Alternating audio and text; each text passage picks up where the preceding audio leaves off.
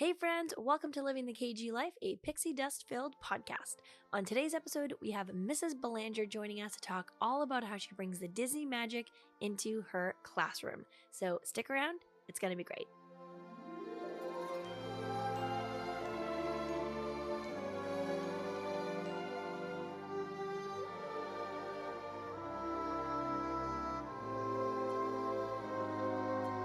Jen, welcome. Thanks for having me, Kristen. This is so exciting.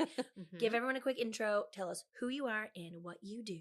All right. I am Jen Belanger, Jen B. I am a visual arts teacher, K-5 in Medford, Mass. And I'm also a fitness instructor and one of Kristen's cousins. One of the zillions. Yep. We really do have so many incredible family members. Yeah. We're so lucky. We're going to have to talk about that someday, probably on an episode on how that ties to Disney somehow. But yeah. I really feel like we do. We are very, very lucky. Yeah, we are. Amazing. How long have you been teaching for? 18 wonderful years. I can't believe it's been 18 years. I know. They were not all wonderful. When you first start teaching, you think you know what you're doing, and then you're like, whoa, that was a train wreck. And then eventually you find your groove, you find what you're passionate about, and things change. And then, of course, the last 2 years just have offered new challenges, but I love going to school every single day, especially this year. I don't know. I mean, I know what it is, but it's just like you'd think of all years, this is the year I'd be like, no, but I'm like, yes, let's go.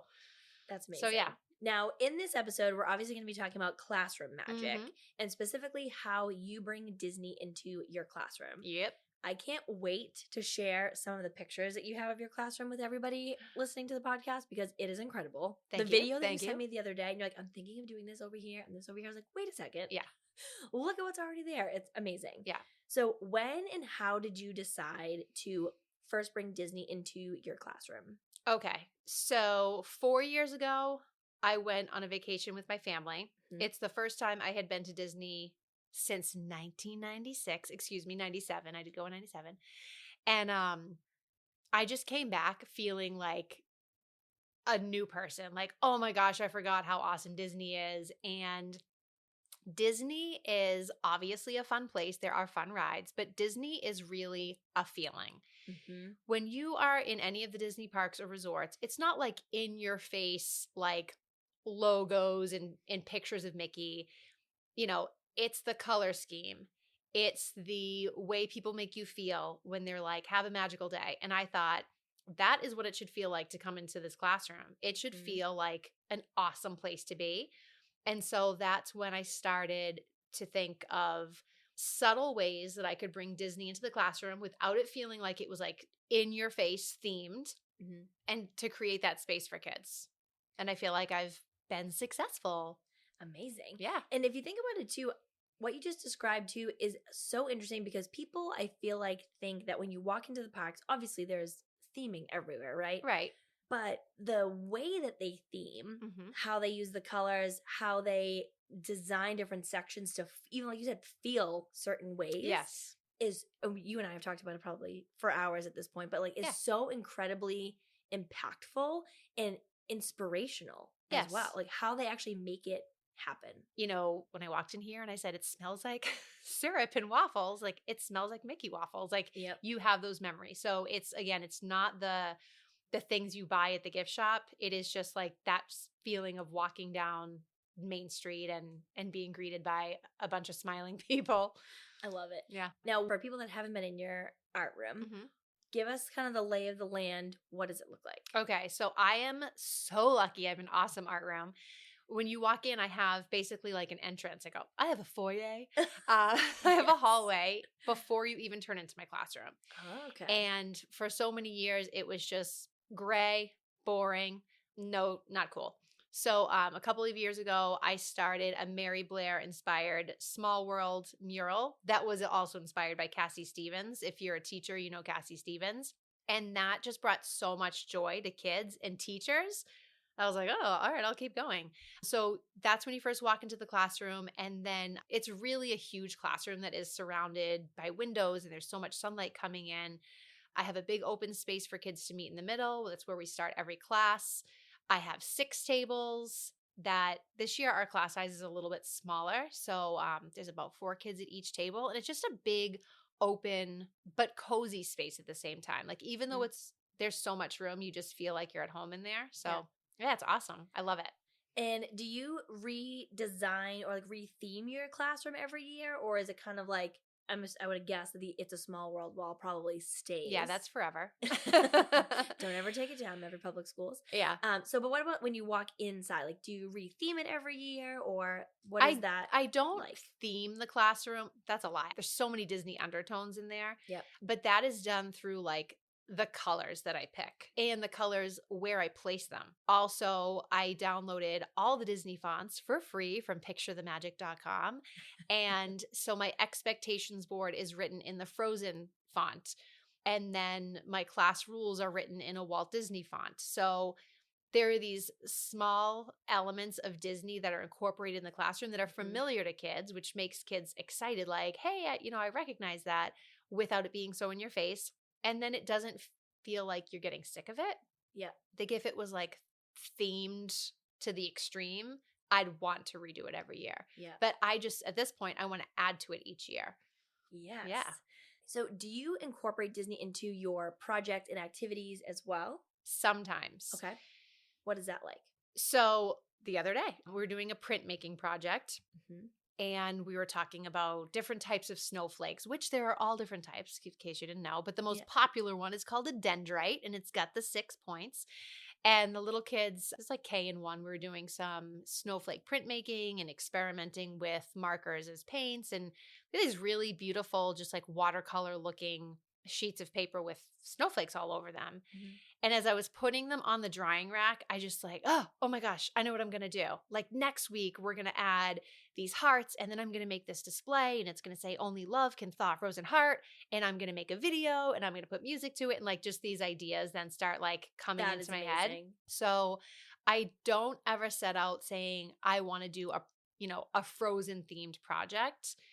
Those things just kind of evolve from what you're doing. Because you just have a Disney mindset already. Yeah. So those things pop up. Truly Disney mindset. Or like if I'm doing a display, like, depending on what it is, what quote from a Disney movie or song that's familiar to kids, because again, that's exciting when it's familiar to them, could I put up here? And of course, everything right now is Bruno. Yeah. Talk about Bruno. So that's where I'm going next. I'm going to contradict myself here. I said I've never done a Disney themed project going into it with a theme, but like Encanto is all over the place and all of the kids are obsessed. And I'm like, you know what? This is such a great opportunity to do something about how like each student has a unique gift, because that is like the theme of this movie is family and how each member of the family is unique. If that really speaks to kids as artists, like everyone has their own style and a way of doing things. So love that. We're definitely going to be having a family Madrigal themed project. I can't soon. wait to see that. Very and soon. If you don't follow Jen already, which we will make sure to plug them at the end, but Jen kills it in the Reels game. Thank you, Kristen. And all the posts, but your Reels are where it's at. Ah, thank you. So I know there's going to be some killer Encanto themed Reels projects coming. Now the pressure's on because I've put it on the internet. Yeah. It's going to have to happen. Yeah, this is happening. What else do you have planned for your room that's Disney themed this year? So I am huge into Responsive Classroom. And if you don't know Responsive Classroom and you're a teacher, especially elementary level, go onto their website right now, like just so life-changing. And part of Responsive Classroom is having proactive strategies, positive behavior strategies in place. And that includes a positive timeout. And usually when you hear the word timeout, you're like, I'm in trouble. That's not what it is. So you can really name it. So there's a designated space in the room. People will call it the peace place, the zen zone, the calm corner, the refill station, whatever it is. My refill station is kind of lacking right now. Visually, it's not that cute. So what I have planned for my room right now is to really revamp that space for kids. And I do have a wall space that is available for a Disney wall mural. And like the Disney walls of Instagram, people know them. I'm thinking of the toothpaste wall. Because I think that would be like the wavy lines would be nice and calming, and the blues. We've talked about this. Yeah. So I think I'm going to throw a Disney wall up there in our calm corner. You know them, you love them, you gram them. Yeah. Those Disney walls. They're awesome. Just the colors are so awesome. And so what I did was I screenshotted the Disney walls and used the Benjamin Moore app. Oh. And it said, these are the paint colors you want to do this. I was like, So all smart. right. Yeah. Oh, I can't wait to see that. Yeah. So I think right now it's toothpaste wall, but you know. Because you already have blue in kind of like those cabinets that you sent me too. There's so a lot of kind blue. Flow nice. There's a lot of blue, a lot of that Donald Duck blue. Yeah. For sure.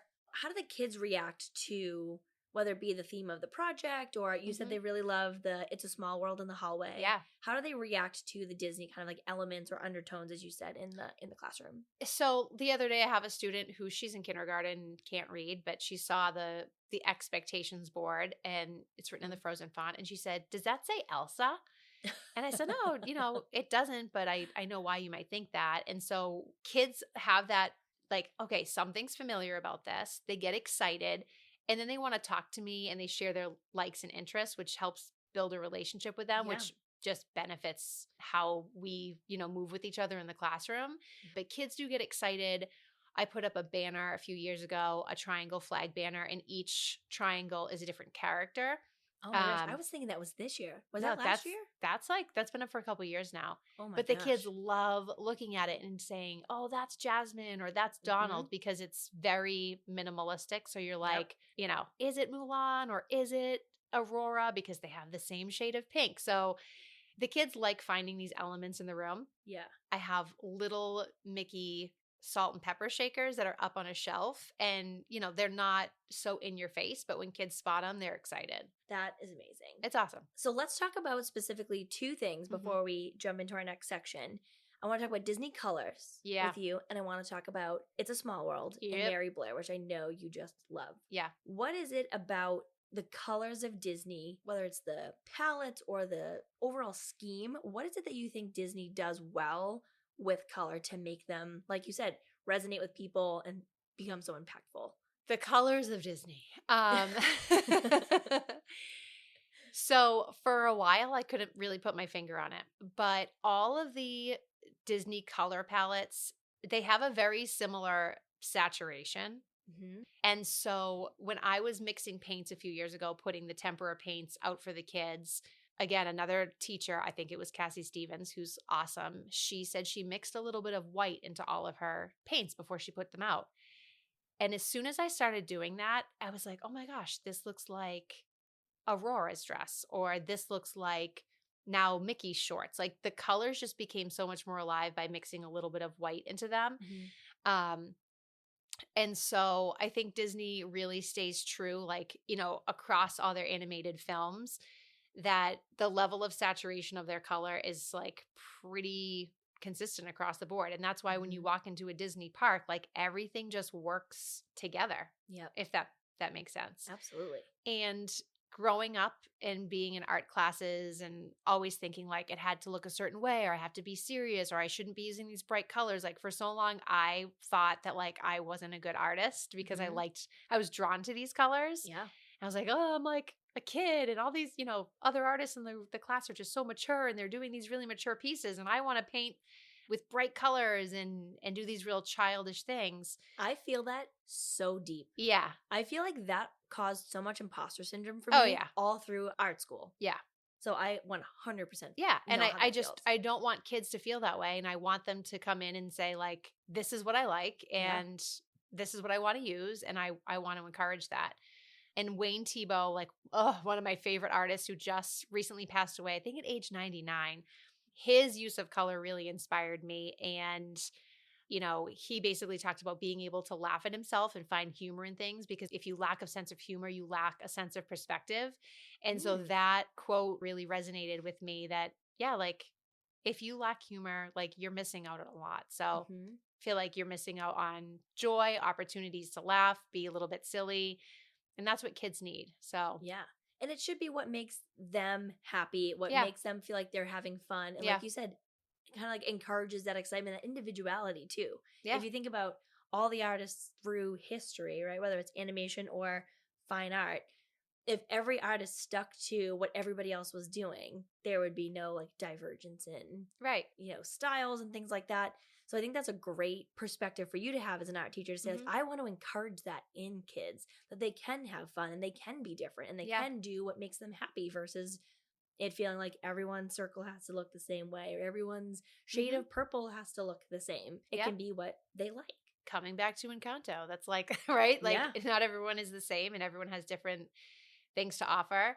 And that's like the beauty of, we're on this podcast, but like the beauty of like Instagram and the internet right now is I can expose kids to current artists like you and me, and they're out there putting these really colorful, abstract works of art, but really just expressing themselves and saying, hey, look at what they're doing. Like you can do this too, which we didn't have that growing up. Yeah. And definitely made you feel a little bit like crap, right? Like, ugh.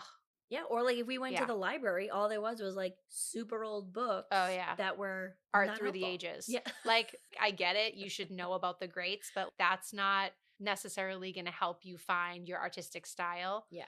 So it's cool that you can show people that side too. Like you said, give them exposure to things that maybe they don't have access to or wouldn't be able to see otherwise. Exactly. And that's the other thing about, bringing in a Disney theme is a lot of kids are never going to go to Disney. They're never going to have that opportunity. I get that. And so being able to bring that little piece of magic into the classroom is so important to say like, hey, there's my favorite character, or I love this movie because, or can I spend some time practicing drawing these characters? Like, yes, you can, because if it excites you, you should be able to do it. If it makes you happy, you should have the opportunity to do it, especially the past 2 years. This year is a lot different because kids are back in school. Last year, I had a couple of kids at a time, and it was really like more of an open studio and getting kids to socialize last year. It reminded me like a few years ago, I said, you know what? If a kid asks me a question, I'm just going to say yes. I'm going to eliminate the word no from my vocabulary because if they want to do something, they should be able to do it. This is the room where they're going to have that opportunity. And bringing that as well into last year and then this year, it's just, I don't know, it's made the room feel like it's a feeling. So when people walk into the classroom, they say, feels really like nice in here. I want to stay in here. Or if other teachers come to visit, they're like, there's something going on in your room. I'm like, yeah, it's magic. Like it's the Disney vibes. Yeah. And so I don't think it's necessarily the colors, although like for me, it's the colors or, those small details. It's like the overall just feeling that you create when you bring in something that makes you happy, like you share that joy with other people. So yeah, that's awesome. And I will say, I don't know if you had Miss Hodgson at St. Francis. I think we might have did been. not. I think we were one of her first classes. She was our 6th grade teacher. Loved her. And when COVID started, I was doing sidewalk chalk outside. Oh, yeah. Because I was like, get me out of the house. I need to do something. And I was doing, little notes to my neighbors. And then on like the end of my like walkway, I was doing different Disney characters. And she had commented, because we're friends on Facebook, had commented on one of them. And I sent her a message and I said, I just want you to know a lot of what I'm able to do now is because you were the teacher that allowed me to do this in your classroom. And I was like, I don't know if you remember that, but if I either finished my work early or, we had whatever kind of free time, I would draw. That's one of the things I have vivid memories of, her saying, yeah, go ahead, do whatever you want to do. And I remember drawing, like, I loved to draw Winnie the Pooh. And I would do these, chalk drawings on our blackboard, and she would leave them up until they were like, toast and had to go. But I remember that at 36 years old, I remember her saying, yep, you can do that. Absolutely. And she was like, this looks so great. You should go into art. Like, she was one of the first people that allowed me to do what I felt great about doing in school. Yeah. I didn't love science. I didn't love English. I loved French. I loved art. Same, I loved those certain classes. The creatives, Yeah, and like I felt good. But she was one of those teachers that said, yes, you can do it. Absolutely. And it's going to brighten up the room. That'll be so fun to have Winnie the Pooh with a Santa hat on our chalkboard. Go do it.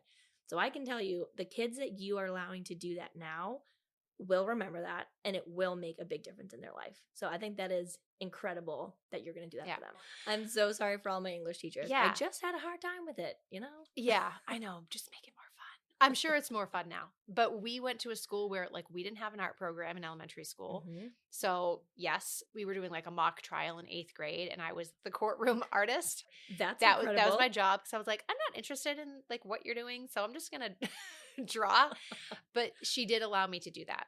Yeah, which was really great. And we've seen kids who come in and like art is their strong suit, and maybe they struggle in reading or math, but kids are just struggling in so many areas right now. when they come into the classroom, I want to give them that opportunity that even if it's just because they're frustrated and just like, doodling or doing whatever is going to make them feel better, like I want to create a space for that. So yeah, I hope that I inspire young people to maybe do this when they get older and like give back to kids in their community in some way. I love it. Now let's talk about Mary Blair. Yep. Speaking of inspiration. Yeah. So talk to us about why you love Mary Blair, her style. It's a Small World. Why did that, you think, resonate with you so much? Because now I have associated It's a Small World, Jen Belanger. Yeah. To the point that like when we were just in Disney, my mom saw a pin and was like, you need to get this for Jen. And I was like, yep, done. Got it. Saw like, little hand sanitizer things, like It's a Small World, got it. Jen needs it. Like in my mind, you two are now one. Yes. That was one of the first rides I wanted to go on, even though it wasn't like the most exciting ride. Yeah. And I always loved the dancing dolls, the puppets, but I also just loved like the use of color, just the use of color. Like in each room you go into, it's just so different. And, you feel like you're in a warmer environment or a cooler environment. The use of color is just like so cool. So when I started teaching Mary Blair a few years ago in school, there was a new book that was published about her, a children's book, reading that to the kids. And so with Mary Blair too, it's so simple, like in terms of, it's a lot of geometric shapes. Yep. And that's accessible for kids. It's a great way to teach how to choose your color palette. Like great artists repeat the colors a few times. And so, what if we made a tint of this color? It makes it easy and fun and exciting for kids to learn those things. And then so many kids have knowledge of Small World. We listen to the music, like the lyrics of the song resonate today. It's a world of laughter, a world of tears. Like, right? Accurate. Yeah. So I just think that storyline that they told in creating that ride is just never going to get old. And then there's just so much now with the clock face. That's fun. You sent me that reel the other day. Yeah. So I do have to fix my clock face. I have it in the classroom, but theming the clock face or making that a lesson. You can do so much with the art from the Small World ride. Yep. And that's one of the things, like you said, too, it doesn't have to be Mickey, right? You can use Mickey. Mickey will fit literally any box you want to put him in. But something like that is a little bit different and not necessarily obscure because it's a very popular ride, and especially at Disneyland where it's big and out in the view of things, different than Disney World.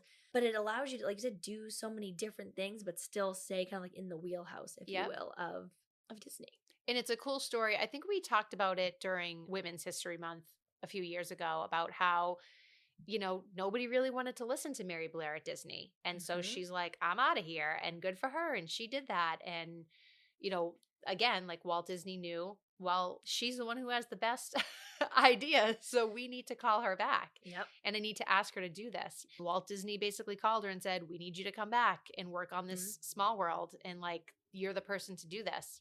I just thought that was such a great story.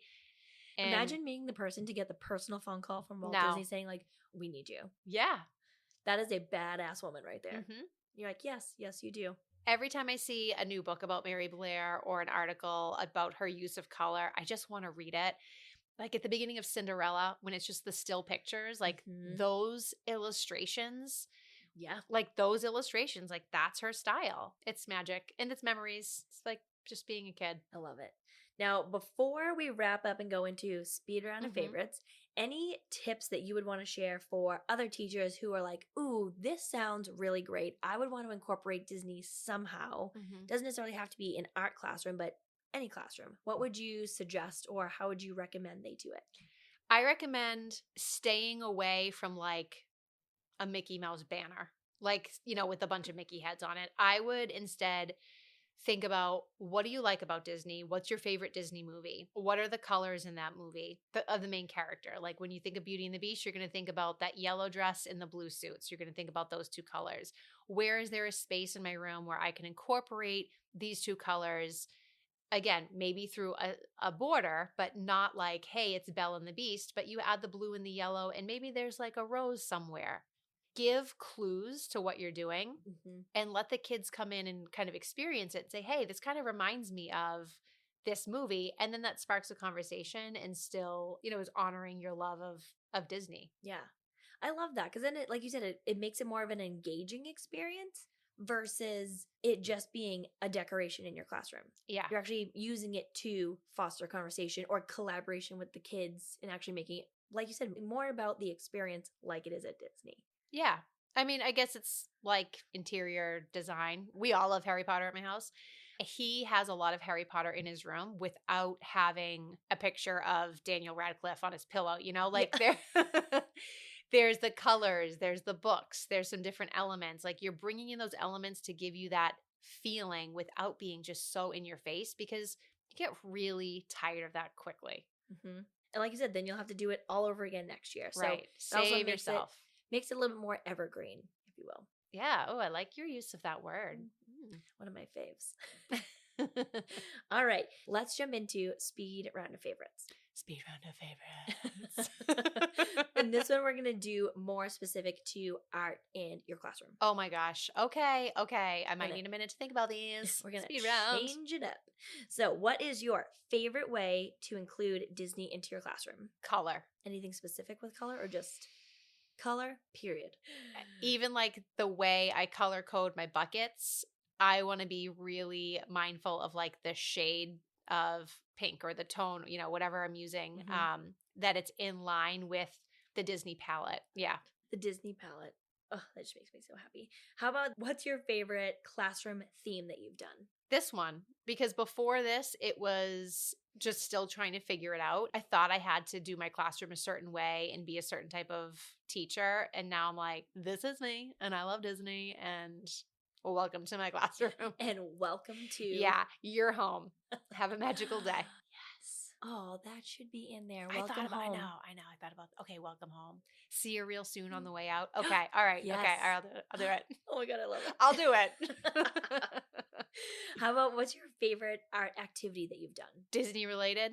Let's do one Disney related, one non-Disney related. Okay. My favorite art activity that I've done, not Disney related, is Peter Max Statues of Liberty. Oh. Yep. And Peter Max, his use of color is...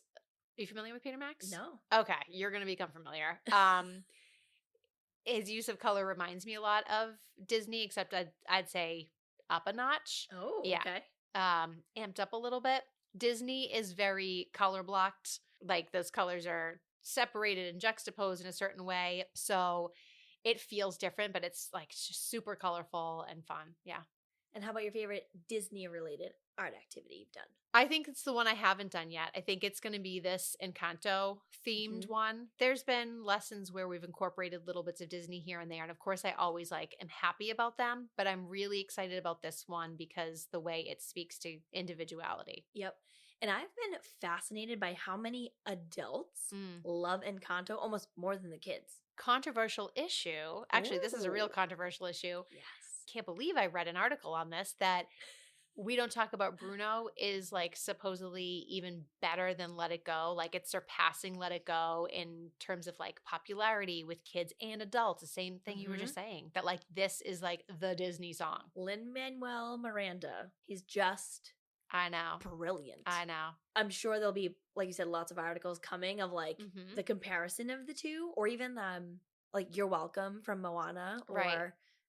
Different songs from the whole Moana movie, really. But I'd be very curious to see all of the Encanto songs and see how they stack up, because I agree. I think they're probably going to smoke a lot of them. Yeah. Oh, was it Surface Pressure? Yeah, I mean, every sister, every sibling. older sibling, is really getting emotional about it. Yeah. Yeah. That's something, again, that can be related to work, family, relationships, how you feel and deal with pressure and things like that. It's, yeah. We could do a whole episode just on Encanto. Know. Yes, guys, get ready because Jen's probably going to be here a lot. Moving in. How about your favorite art style? Okay, so I would probably want to say pop art, but my favorite artist, Wayne Thiebaud, the late, great Wayne Thiebaud. A lot of people categorized him as a pop artist, but he categorized himself as new realism. Okay. But his use of color, his shadows are blue and purple, and he's got these lines of color surrounding these everyday objects, which that's why people put him in this pop art category, because he painted cakes and pies and ice creams and gumball machines. He did a lot of amazing portraits and landscapes as well. but it's that use of color that just makes him so unique. And now a lot of the Instagram artists that I follow that are, our age, like you can see his influence in their work. And I'm like, oh, this is awesome. Have you been to Disney during Festival of the Arts? I have not. We need to make that our next. I lied. We need to make it a trip, not our next one because we're definitely going to go before that. Yeah. But we need to make that our trip. Maybe we plan on that for 2023 because I thought of that. I'm going to miss it by like 2 days this year because Princess usually either overlaps or is like very close. It is incredible and something that I think would literally blow your mind. I am watching people right now on Instagram. I'm like a little bit pissed because I'm like, the FOMO is real. Yeah, and I think it would just be so awesome to experience that because we were at Flower Garden Festival, which was like beautiful, and I love the flowers and the topiaries and the whole thing. But I'm like, show me the art, show me the animation. Yeah, and you met that artist in the that was so in that cool. gallery at the boardwalk. Yeah, it was really cool just to watch her paint and then take a picture and bring it back to the class and say, I saw her working, and like they had so many questions. Yeah. So I think we need to make that. And I think that needs to be a girls' trip. That needs to be a girls' trip. And also, sorry, Aaron. Yeah, I just said something about going to Disney again next year. And he rolled his eyes like 3 times. I'm like, listen, this is me. Yeah. But I feel like everything from being able to meet the artist, but the amount and the type of artwork that's at the Festival of the Arts is unlike anything else. I remember the first time I went, I was like, this is it. Like, this is why I fell in love with Disney. Seeing people that can paint, sketch, all of these different things. They have sidewalk chalk all over Epcot. They have booths where you can meet people. So anybody listening, if you're an art person as well, or if animation or any of that is why you fell in love with Disney, please make sure you check out Festival of the Arts. Sometimes what people call farts, but we're booking it. We're doing it. We're going to go. So if you want to come, let us know. Next February. Last 2 favorites. Favorite Disney movie? The Little Mermaid. That won't change. Yeah. And favorite Disney character? I do have more than one favorite. I'm going to say I have a soft spot for Princess Tiana because I do love Princess and the Frog. I feel like that movie just like didn't get enough cred.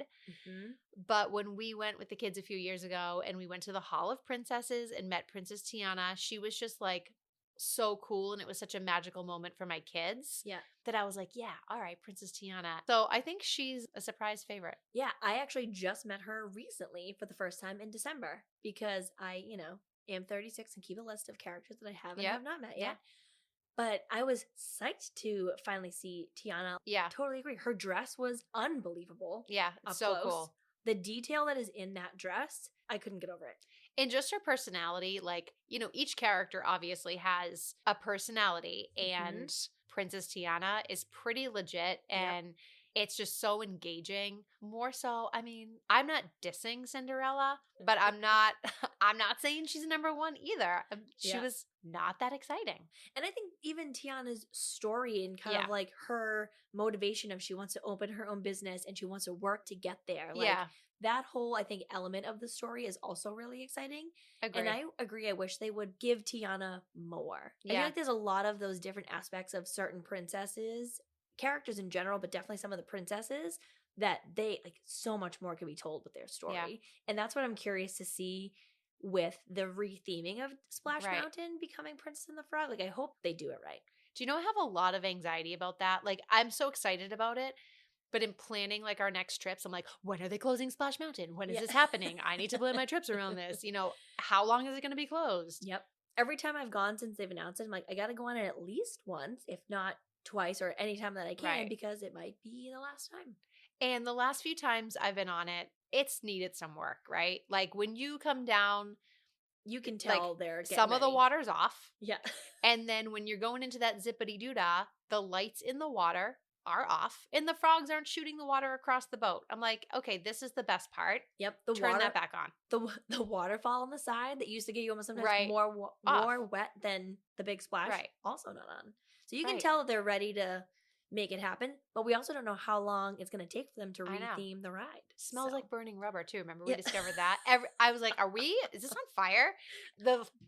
How many times did we go on that? And then I went on with my family. I'm like, it smells like this ride is on fire. Yep. Yeah. So, So hopefully, let's go, you know what? Disney. Tiana, you're going to fix it, girl. I know Yeah. it. All right, last question. Okay. What is your favorite magic moment at Disney World? I have a lot, so I'm going to share a new one. Cousin's trip, dinner, Yep. Bell's Castle. Mhm. Nobody was in the park, just laying on the middle of Main Street and getting like Yes. the best picture ever. That was hands down the best picture ever. And I remember you and Tara were like, lie on the ground. I was like, I am not lying on the ground. Yeah. And you're like, lie on the ground. I was like, I will take your picture. I am not Yeah. lying on the ground. I wish I lied down on the ground. You know what? Because Because that Disney. that picture is like you in a photo. Just like Yeah. in the sense of like, it is the essence of you. You are just sprawled out, living your best life. The feeling, it's not necessarily like the stuff, it's the feeling of being there. And I think that picture like represents it. And so I should hang that in my class. Kids, see how happy you can be? And that's actually a great pro tip too. If you want to get some really awesome pictures, Yeah. what we did was we booked a reservation. So we were going to be at Magic Kingdom. If you book a late reservation, because you can get some that are either close to or even after park close. Mhm. So by the time you get to your reservation, have dinner, all that jazz. On the way out, sometimes you will be the only people on whatever street of the park that you're in. But especially on Main Street, if Magic Kingdom is your park like it is for me and Jen. So awesome. It is amazing. Yeah. And the cast members aren't gonna kick you out. Like they will tell you which way to go to get out of the park, but they're not gonna be like, hey, you gotta go, you gotta get out of here. So you can kind of like take a leisurely stroll solo down Main Street that USA. was so awesome. And it's incredible. That was so fun. Loved it. Amazing. So Jen, thank you so much for coming on. Thank again. you. It's been amazing to have you on. Let everybody know, where can they follow your teacher energy and your energy as a whole, as a human? Where can they find you on the internet? So I'm all about the real life energy. So you can follow me at Real Teacher Energy on Instagram. It's all one word, Real Teacher Energy. And if you're looking for more of that fitness lifestyle energy, you can follow me at Jen with one N _sidebar. Yeah. And you'll get all the things. Amazing. And we will make sure to drop them in the show notes so you can follow Jen, and lots to come. We will make sure that we share some of the cool things in your classroom. Because Jen, like I said, she kills it in the real game. So you will see some really awesome themes, colors, projects coming out of her classroom. Thanks, Kristen. All right. Thanks, guys. Bye. Thanks so much for hanging out today, everyone. I hope you enjoyed our episode with Mrs. Belanger all about classroom magic. Make sure you follow us on Instagram at Living the KG Life and subscribe on your favorite podcast streaming platform. We have new episodes out every Monday, so stick around. It's going to be great.